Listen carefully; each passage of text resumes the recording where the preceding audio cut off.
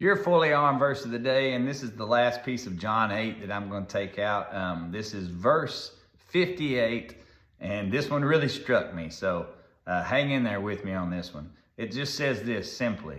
And this is the Pharisees have been questioning him, Jesus. And he says this, because leading up to this, I got to say that they're saying, how could you have known Abraham?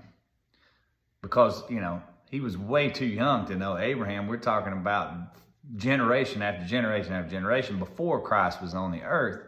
And Jesus says this, very truly I tell you, Jesus answered, before Abraham was born, I am. Now, I absolutely love that. And it struck me when I read that because for my whole life, I've heard, the great I am and I am. What does that mean? Why would Jesus say that?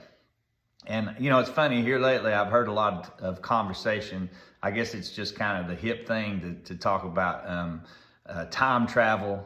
And of course, aliens and all this stuff that we're hearing about all the time in these days.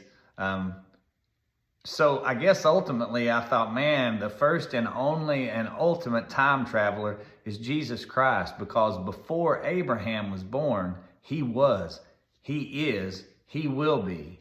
The beginning, the end, the Alpha, the Omega. That's what he meant by all that. And that's why he said, before Abraham was born, I am. Because he's not playing by the same set of rules that we are. We look at time as a day after day, daylight, nighttime, month after month, year after year. Jesus is sovereign. Jesus is the Lord of all. And he just sits back and looks at it as a timeline, I guess is the best way I know how to explain it. Anyways, a lot of stuff going on in here about that one, but I just love that it puts the greatness of Christ into perspective, because he is now, he is then, and he is in the future.